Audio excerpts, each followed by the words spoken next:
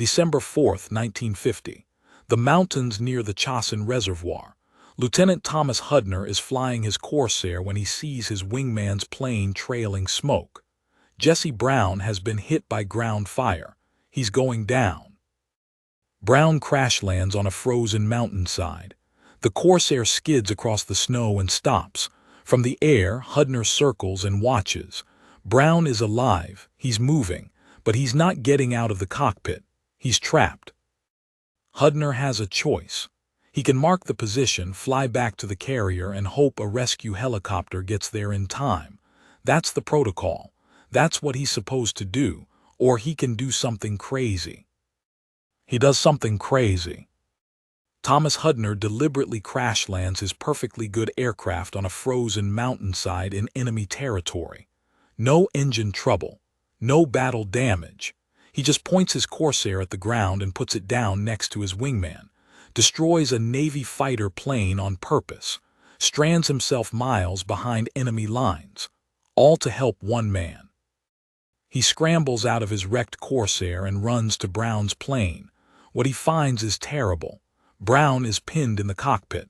The fuselage crumpled on impact and crushed his leg. He's conscious but fading. The cold is killing him. It's over 30 below zero. Hudner tries everything. He packs snow around the smoking engine to prevent fire. He tries to pull Brown free. He tries to bend the metal with his bare hands. Nothing works. Brown is stuck and Hudner can't get him out.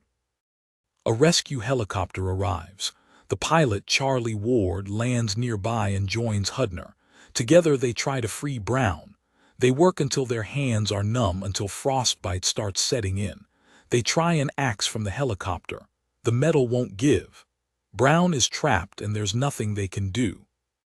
Jesse Brown dies in that cockpit. The cold takes him before they can cut him free.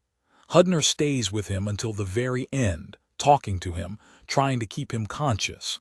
But the frozen mountains don't care about courage or friendship. Brown slips away with Hudner beside him. Here's what makes this story even more powerful. Jesse Brown was the Navy's first black aviator. 1950. Segregation was still the law in much of America. Black pilots were rare. Black Navy pilots were almost non-existent. Brown had fought through prejudice and discrimination his entire career just to earn his wings. And Thomas Hudner, white officer from Massachusetts, could have stayed in the air where it was safe, could have followed protocol. Instead, he destroyed his own plane and risked his life to save a black pilot at a time when much of America wouldn't have expected him to bother. That meant something. It still means something. Hudner received the Medal of Honor for his actions that day. When he accepted it, he said it belonged to Jesse Brown. He spent the rest of his life honoring Brown's memory, advocating for Brown to receive recognition, visiting Brown's widow. The two men had known each other for only a few months, but what Hudner did on that mountainside bonded them forever. Jesse Brown's body was never recovered. The Navy sent aircraft to destroy the crash site rather than let it fall into enemy hands. He's still there, somewhere in those frozen North Korean mountains. Thomas Hudner died in 2017 at age 93. His final wish was to return to North Korea to recover his friend's remains. He never got the chance. Diplomatic relations made it impossible. Two pilots, one frozen mountainside, a choice made in seconds that defined both their lives. Hudner crashed his plane because that's what you do for a wingman, for a friend, for the man flying beside you. That's what honor looks like. That's what courage looks like. December 4, 1950. The day Thomas Hudner threw away his aircraft to try to save Jesse Brown.